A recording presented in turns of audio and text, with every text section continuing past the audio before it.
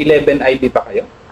Ibang batalyon? Hindi, pagkatapos ko sa Davao, di pinaschooling na ako. Kasi sabi nila, may mga report of intelligence na tinatarget ako dahil sa ambos na yun eh. Tinatarget na ko doon. Kaya sabi, kuha ka na, pahinga ka na, schooling. Umalis ko doon, August eh. August 1983. 84 schooling ko. 85 to 45. Ito target ka na, mag-schooling na yung CGEC.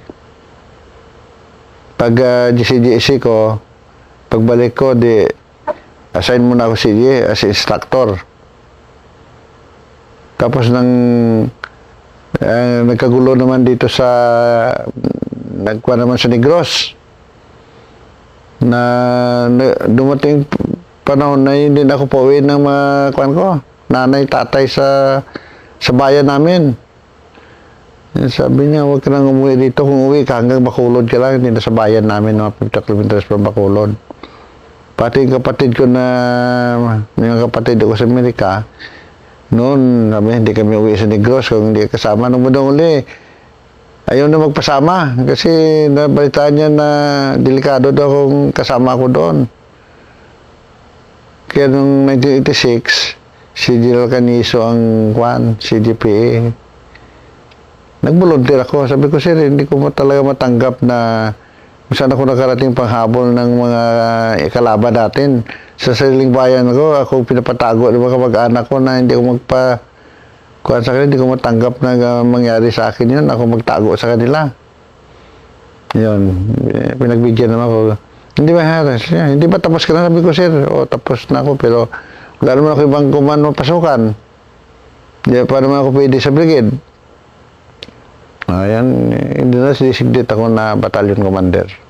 Ano bang situation, sir, nung Negros, sir, nung panahon na yun, sir? 86. Panay din ubiran ng mga detachment at saka kaya na nila magkuhan ng batalyon eh. Ang batalyon headquarters doon ng kuhan na ubiran nila, dami silang mortar na nakuha.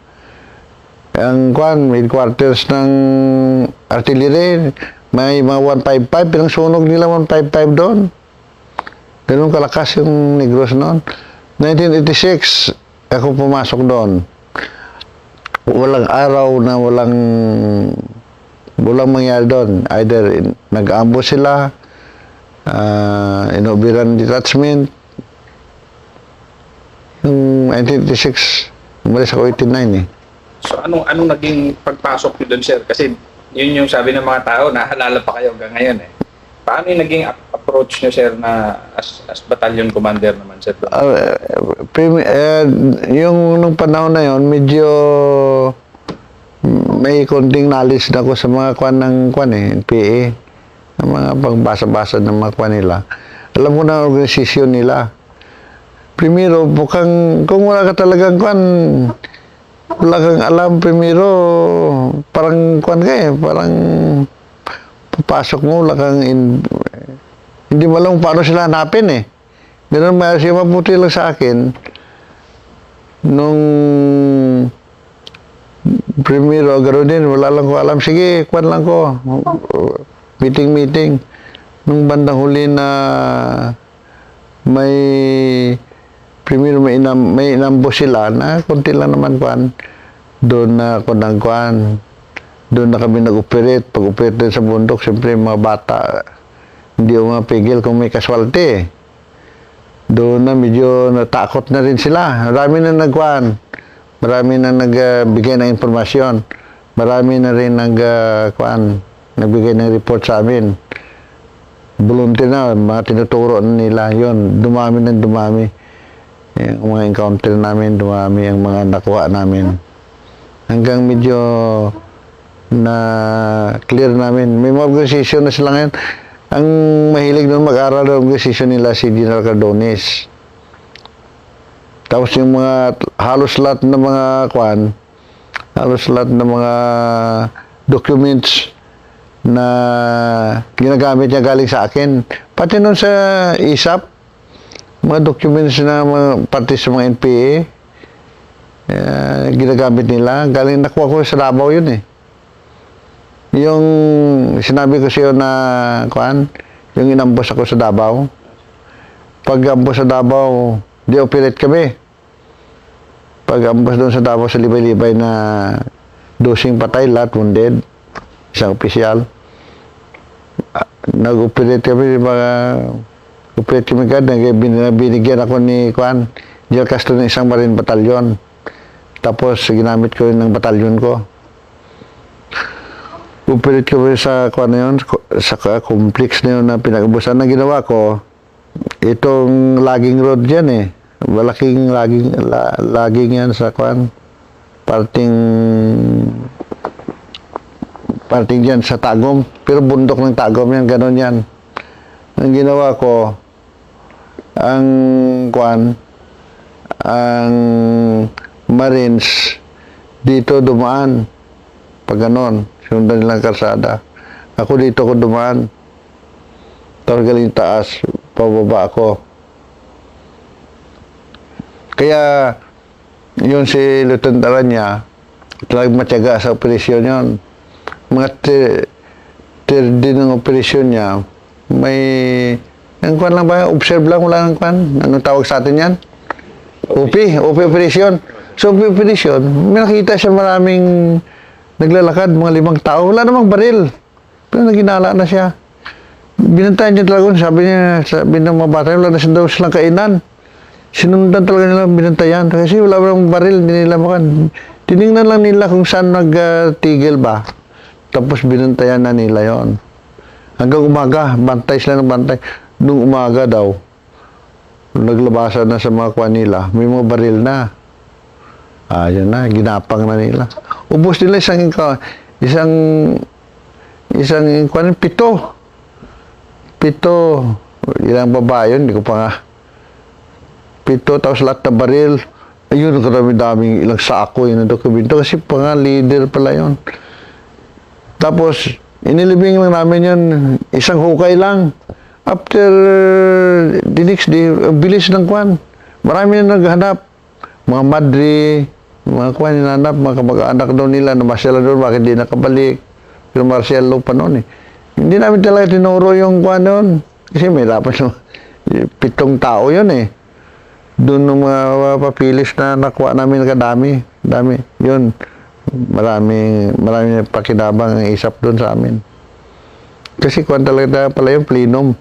Yung na-enkwentro, yun ang mga nila. Yung nag-ambos. Yung tawag nila di ba? Mga sundalo nila, yung tawag yan. Mga group nila.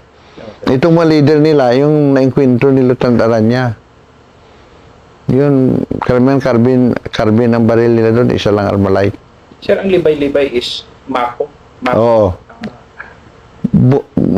Bundok yan. Pero, ang daan dyan, puro logging eh. Marami pang kahoy doon eh. Doon nakuha naman. Kaya, yun, bilib ni General Castro eh. Pag, after 30, enkwentro ka agad. Ganon din noon sa sa Davao, yung ambos doon na sa amin. Din. Operation din kagad kami. After second day, enkwentro, kuha naman namin ang kampo. Kampo nila, naka-recover kami mga baril. Yun din, sira niya pa rin doon. Kaya daming gold cruisin. Panahon ko na siguro, 4-5 gold cruisin na ibigay ko kay Rania eh. Kaya lang, minalas niya nung lumipat na. Bilib ako sa kasipag. Tapos hindi ko rin mahiwalay sa akin yun. Nagawa akong headquarters commandant. Kasi yun din ang writer ko ba. Magaling sumulat eh. Mga reporter, ikaw na lang gumawa ng report eh. Wala akong talent yun sa reporting. Kaya palaging headquarters, palaging kasama sa headquarters yun. Sir, pwedeng mag-jump na tayo, sir, sa sige. 91.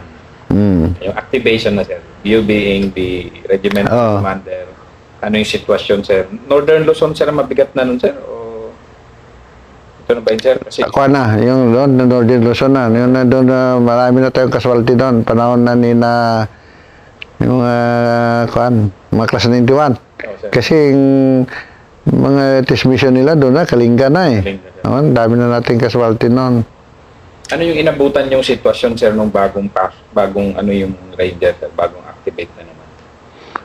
Yung, yung actually, pag na bago na-activate yan, tinawagan ako ni Kwan, Gila Badya, sabi niya, I will activate the Ranger. Ikaw ikaw ang Kwan, maghanap ka ng tao mo. Kaya sabi ko, sige sir. Ang una ko lang kinuha agad si Kwan, tagal kami nagsama ni Gila Espadero Gila Espadero. Kinuha ko si Sped. Tapos Sped, dami kang mga bata natin, ipunin mo yung mga Kwan, makapag-organize. Kaya nagawa siya, tapos organize hanggang mabuo yung Kwan. Yung regiment, unang organize ata namin yung sa PIP si Dapi Pagkasin, sina Kwan, yan, tumulong din pag-organize para makwan walong Kwan yun, walong kumpanya muna. Pero basta lahat na ni-request namin na tao noon, makuha namin na-organize. Ano ba yung sitwasyon noon, sir, ano yung mga hotspots noon, sir, nung panahon na yun? Halos lahat noon Pero pinaka-critical talaga doon yung sa Kalinga.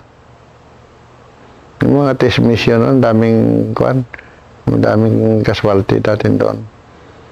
Din sa Kwan din, mayroon pa rin sa Mindanao din, sa Davao. Kaya lahat naman nun may mga kumpanya tayo na inorganize. Kasi sir, doon sumikat ulit yung Ranger, I mean, sikat na, pero ulit doon sa 103, sir, yung sila ay nakapasok nung... kasi nakuha natin doon sa Surigao, yung isang commander doon. Si Navarro, sir. Marami mga kuha din mga company, kung placement ng kumpanya, pero ipunin mo, sa regiment pa rin papunta. Tapos puro test mission, sir, ng test mission. Di regular operation. Ang test mission naman, mga estudyante yun Pero may mga kuha na tayo, mga kumpanya, kanya-kanya ng operasyon sila, di ba? Pero ang test mission naman, pinili nating kung minsan nga, may mga objection sa mga Kalinga Apayaw noon kasi daming casualty. May objection na doon mag-test mission. Pero kung minsan, yun ang gusto ng high headquarters. Mag-request may mga area na mag-request sa DHQ o sa Army na doon test mission. Nagbibigyan. So, napupunta tayo sa mga kwan. Halos lahat naman doon sa Kalinga, sa Surigao, sa Negros. Maraming may gusto sa Negros na test mission dahil hanggang ngayon maraming may gusto sa Negros na unit kasi mga tao sa Negros masyadong cooperative sa military. Pinakamagandang assignment kung commander ka, ang area mo Negros Halos lalo ng mga planters doon, wala kang problema doon. Bakit cooperative, sir, yung military sa yung civilian sa military, sir, sa Negros? Siguro kasi problema ng mga kwan doon, di ba? Problema ng mga planters yung mga kwan din sa lupa.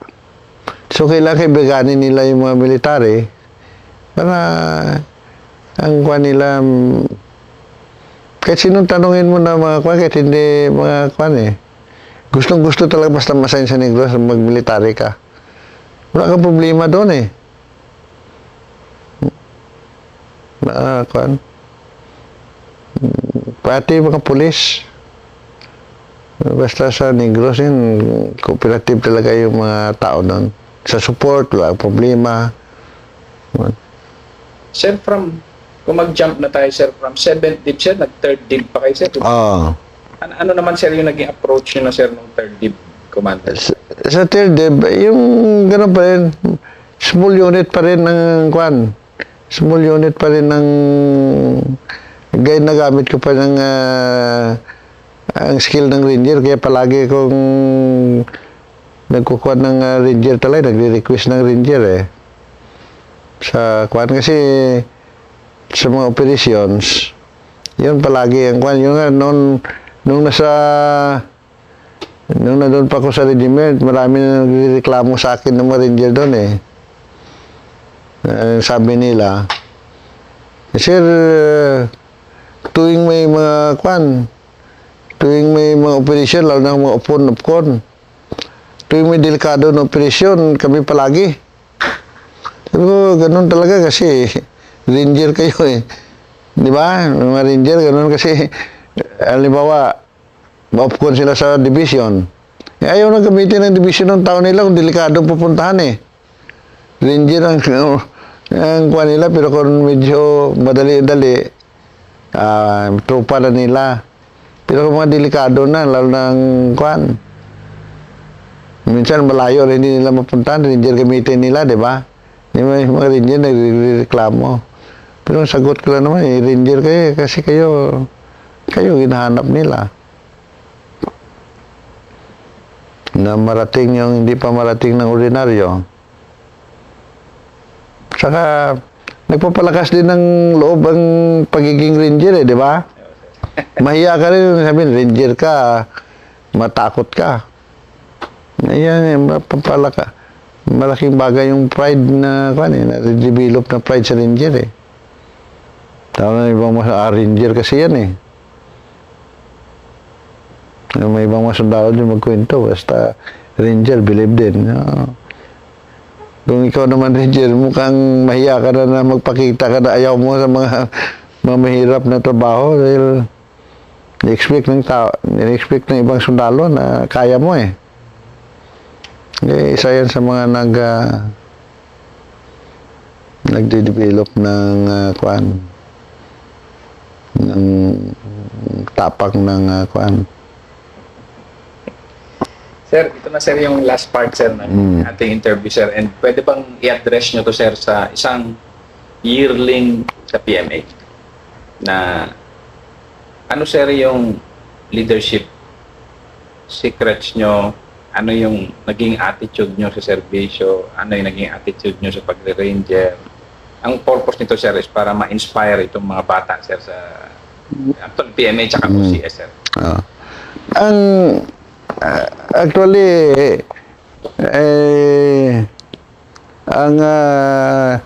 kung ako magkuhan, kasi napag-aralan ko rin yan ng mga kuhan, iba-ibang klaseng leadership eh. Makita ninyo na ang mag-judge talaga ng magaling na leader, hindi ang mga matataas sa atin, karamihan ng mga tao natin. Siguro narinig natin ng mga istorya na may mga commander na hindi na nagpapakita sa kanilang unit. Kasi hindi na sila pinapansin ng mga dating sundalo nila. Dahil sa mga pinakita din nila na hindi maganda sa mga sundalo. Pero may mga dating commander naman na pag nakita ng mga ng mga dating sundalo nila, tuwang-tuwa ang mga sundalo nila nasa lubong, talagang wini-welcome. So, diyan mo makikita ang mga klaseng-klaseng siguro kung marami tayong example na gano'n, iba nga, mga CGP nakikita mo, hindi mo na makikita nakipagkuhan sa mga periode nilang mga sundalo na kasi hindi sila papansinin. Pero meron namang mga dating commander natin, masasabi natin yung pag nandyan sila, maraming lalapit, makipagkwentuhan sa kanila. Dahil sa pinakita nilang magandang leadership nung nandyan pa sila sa pisto. So, ito lahat, hindi mo pag-aaralan ko minsan sa libro, although ang mga napag-aaral natin sa libro, kasi galing din yan sa mga magagaling na leader, na mga qualities ng mga leader. Pero kailangan pa rin na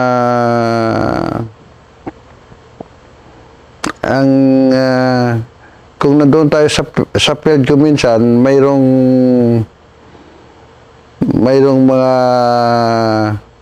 tayo mga commander na gusto na magawa agad ang misyon. Mayroon naman na commander na inaalaala rin pag-accomplish ng mission at kailangan masaya ang tao habang nag-accomplish ng mission.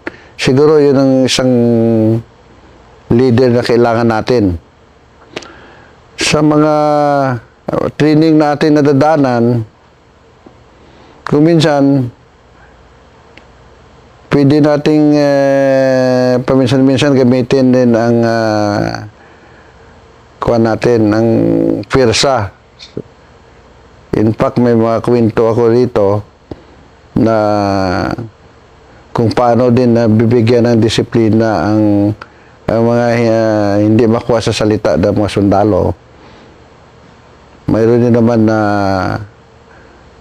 makukuha natin sa salita. May isang kwento na may isang sundalo ako noon na pinagkakatiwalaan ko. In fact, ang 45 ko sa kanya ko pinapagamit. Minsan, may nagpuntahan na mga tao sa akin, nagtatakbuhan, kasi may isang sundalo daw doon sa sabungan, nagpaputok sa loob ng sabungan, ang mga tao nagtakbuhan, nagsumbong sa akin. Nung hinanap ko, ang sundalo pala na yan, yung very close sa akin, parang tagalinis ng kwarto, kaya pinapahawa ko ng 45 ko. 45 ko pa, ang kanyang ginamit pagputok. Kaya sa galit ko, sa harapan din ng mga tao, binugbog ko. Na kung isipin siya ng iba, medyo mali. Pero actually, isa din yun sa mga ginawa ko para mapakita ko sa mga sibilyan, kasi sa loob ng sabungan, na hindi ko tinotolerate yung mga ginagawa ng mga sundalo na gano'n. At ang sundalo, nung binugbog ko, umiyak at hinakot yung mga gamit kasi uwi na daw siya sa kanila. At bakit daw na binugbog ko siya sa harapan ng tao, samantalang loyal siya sa akin. Pero nung bandang huli, nung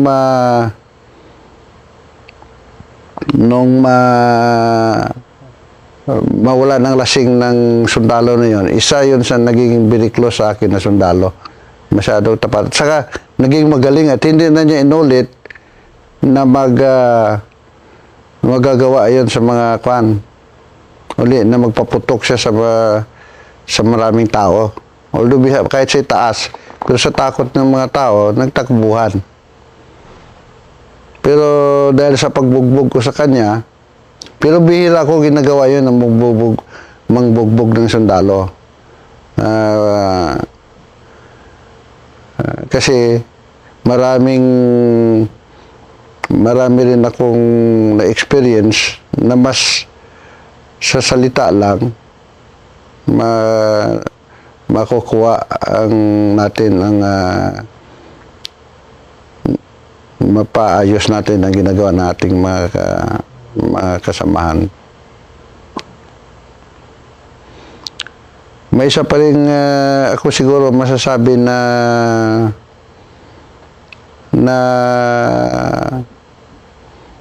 isang leksyon na masasabi ko na isa siguro sa pinaka-importante sa mga ating tulad ng mga commander, ang paano mag-decide. Nakikwento ko dito kanina na isa-isang decision ko, medyo napaganda ang pagpakilala sa akin. Kung nagkamali ako ng decision noon, siguro hindi ako naging ganito. Yung tulad ng pag-ambush sa akin, na yung mga tao ko naiwan sa 6-by, patay, may wounded. Ang nag-reinforce sa akin, sinisigawan ako na sumakay sa EPC para malis na. Pero dahil sa nakita ko na maiwan yung mga wounded at saka patay ko sa 6x6 nung inambos kami,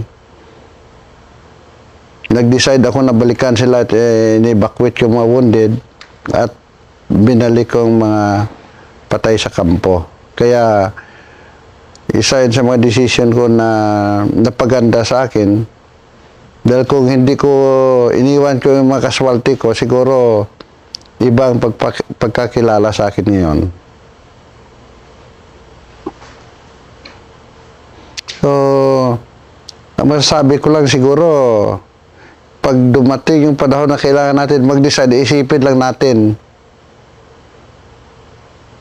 na ano ba ang effect nitong decision natin. Mapaganda ba sa atin o masisira tayo?